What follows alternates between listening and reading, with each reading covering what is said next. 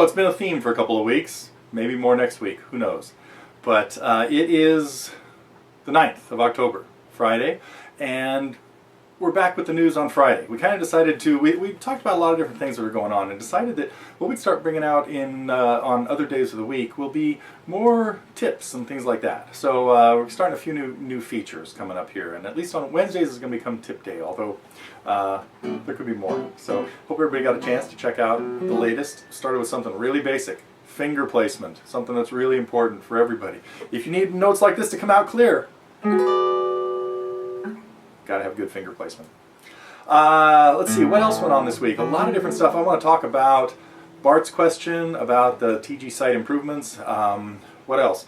Wiley, first thing, I forgot to bring this up last week, just a little personal aside.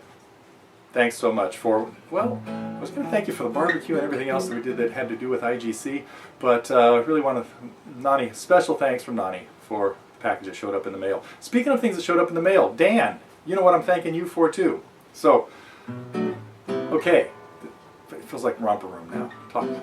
I see Billy and Bobby, and what did I really want to talk about? I have a ton of things I got to talk about today. One of them too, another little comment there. The IGC, the river cruise idea that also Dan brought up and Wiley brought up. We're trying to make IGC kind of affordable. Somehow the idea of a river cruise, I think, takes it into the astronomical range or something like that. So, but that's not likely we're going to do it on a cruise. So, but you could work it into a cruise maybe. Michelle, great question about thumb picks. I usually only use a thumb pick if I'm trying to do that. Oh, I play this song all the time, and I forget about it that this is the way it opens up when you hear it on 3WK.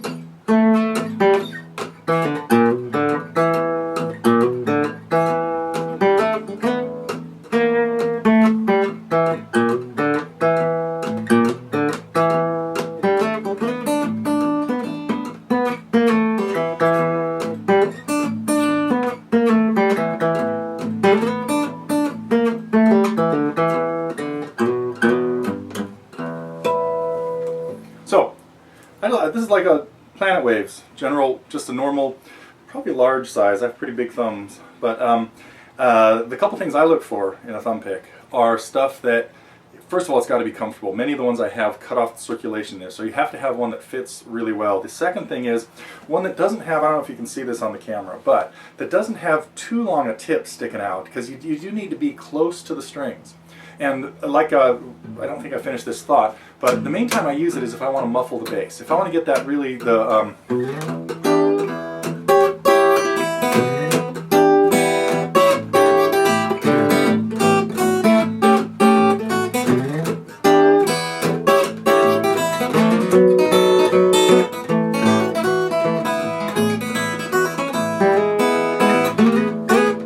anyway, get that big Beau Brummels sound, or I want to get really heavy bluesy sound on Angie. That's when I use a thumb pick too. Okay, I was going to try to go through some of the things that I meant to talk about here in order. Let me see. Blues section. I will get to that. Okay, well, let's see. We had some really interesting songs this week.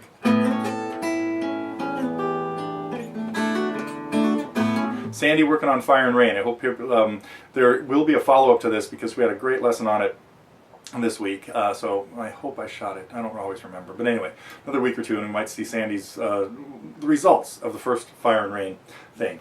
What else? We had the I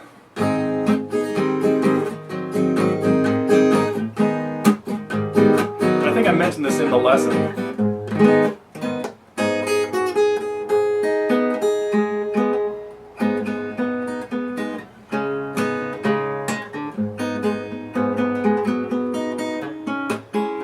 Those notes.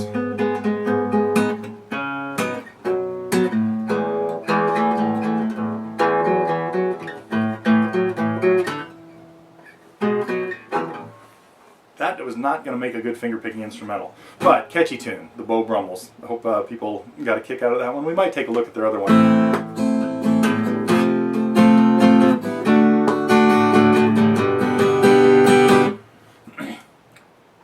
Track down Nils Lofgren playing that one. Great version. Okay, everybody knows what I'm talking about? Oh, yeah, we're going to do more of this name this tune thing, but we'll see if we get to that. Interesting comment on the Eva tune, and you know, it is, and actually I get this with a few other lessons. You know, sometimes I put lessons up that I know the practical applications for a lot of people are maybe not going to be so great, but what I really liked about, in other words, like I think Bill said, you know, not likely I'm going to learn this because I want to sing it the way Eva sang. Yeah, do you think?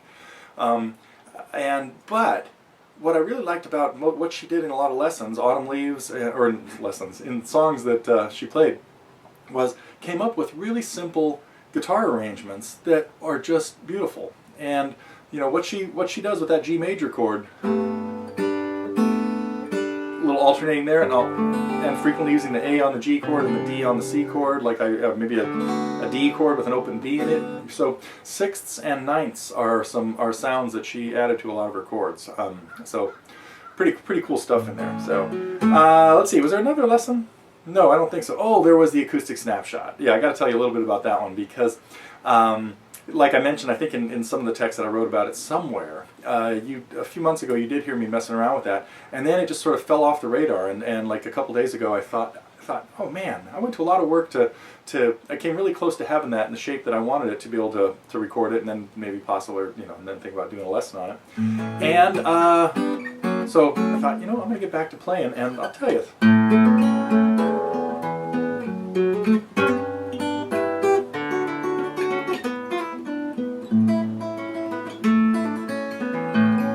Anyway, that part was tough.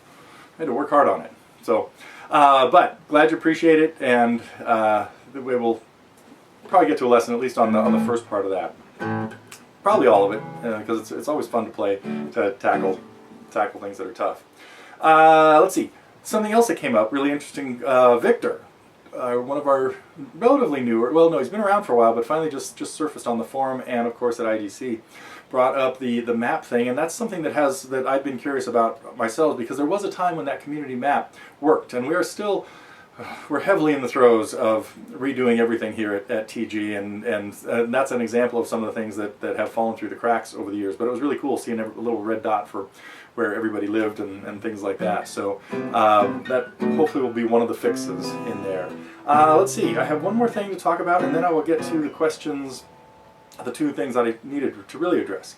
The last one is, the last small thing, is I really like, been some cool tunes going out in the Busking channel lately, and I noticed that one of them, the Paul McCartney one, we had a problem with getting it in the channel and uploading it, or getting the video embedded, and frequently I run into this problem too, like how to get the video in the forum post.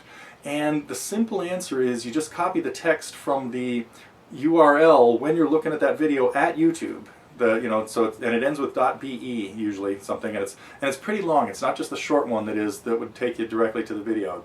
So you just paste that in there. Don't worry about the video buttons or anything else, and that will show up. So that's what I did to fix the last one. I forgot to mention one that came up a few weeks ago that I really liked, and that was Bill doing Neil Diamond "Play Me." So that was I got to come back to that. Maybe talk about that tune a little bit, or maybe do a lesson on that song. I don't know. Maybe other people would like to play it. So. Okay, let's see, the blues section thing. Like I said in the post that Mark started, I think what we just really need is a better cross-referencing thing to all the things that sort of relate to blues here, because a lot of things that would fit in the blues section would also fit in the lead sections or in the theory sections or something like that. So I'm going to keep working on that, but any other suggestions that people have of especially how to incorporate that blues thing into something a little bit more accessible, I'm all for. So, okay, the last thing that came up was, or that I wanted to get to was, and many of you might know this because I've had this discussion, but not for a couple of years, as to why I keep chords and lyrics separate. And if you have ever printed up something from the internet that has the chords above the words frequently nowhere near where they really happen, it's a bit of a hassle. Now it also causes, when you see the chords over the words, I find that you can look at a page, Sandy could vouch for this, you could look at a page and just play through it, and you could play through it 25 times, and then if I asked you to play it without looking at it, you might not even know what the first chord was, because you end up not processing that information the same way. And so what I think is really important from a student's point of view is having the chord progression down and understanding it completely independent of what song it is, because you could be playing Teach Your Children or Margaritaville and not realize that they're the same progression. Well, bad choice, because they're the same chords, but in a different order. Brown Eyed Girl and Teach Your Children, same chord progression, different keys, different rhythms, but you can make those connections when you learn the chords separately. Also, you don't always want to have the chord exactly over one word. Sometimes you'll have a word that will be held and there's 5 chords you have to play before the next word, and so that creates a problem with looking at it too. So now, as Bart figured out, that I did do this with Desperado, and I'm pretty sure in the lesson I explained why, and I just felt that was worth a try, and it might have even been the best choice for a song like Desperado, because well, I kind of thought it was. But in general, I think you have to learn the chord progression and know it independently from the... Put it wrong. We don't need an adverb there, do we? Maybe we do. Okay. I'll go back to my grammar dilemmas later.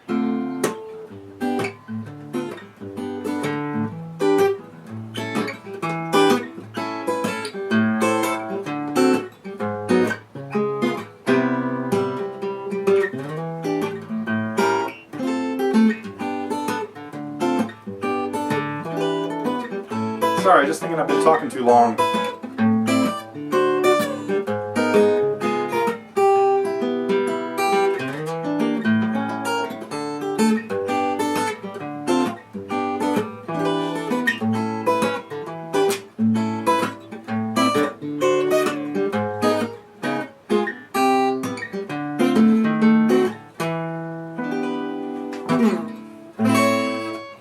Okay.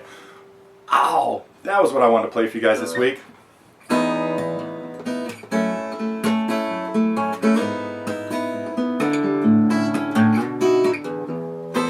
Wait.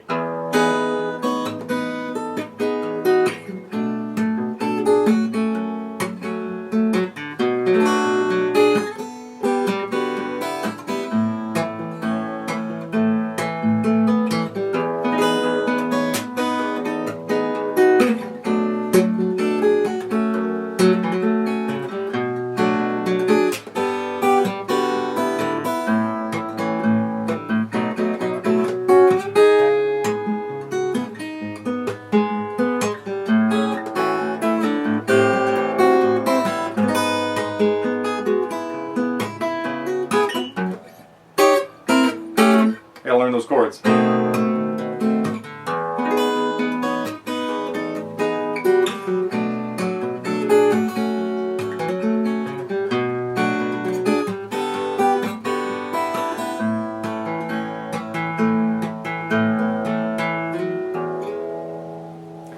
some reason that song popped into my head. I wrote it about 15 years ago. It's buried on one of my albums, and one of only 2 songs, I think, that I ever wrote that I never wrote down, and I think they're even consecutive songs on the same album. So, so enough of today's trivia thing. Let's see, was there anything else I needed to get to? I don't think so. It's everything on my list.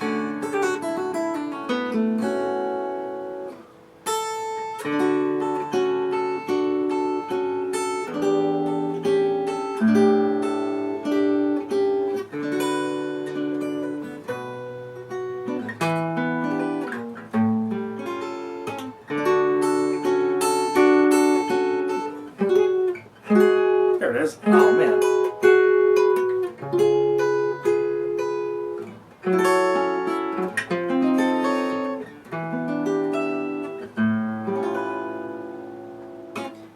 Always Over the Rainbows.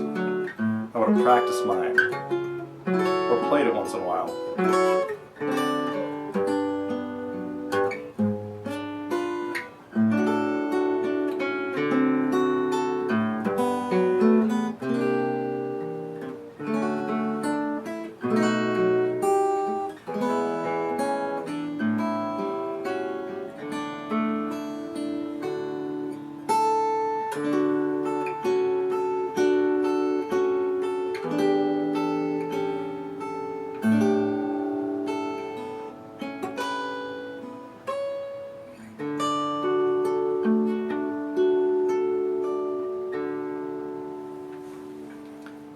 I'm going to have to get back to work on that one.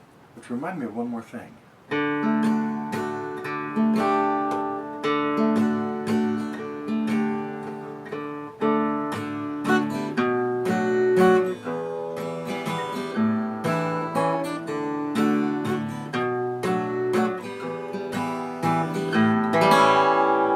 Okay, enough for this week. Back to normal. Whatever that is, next week.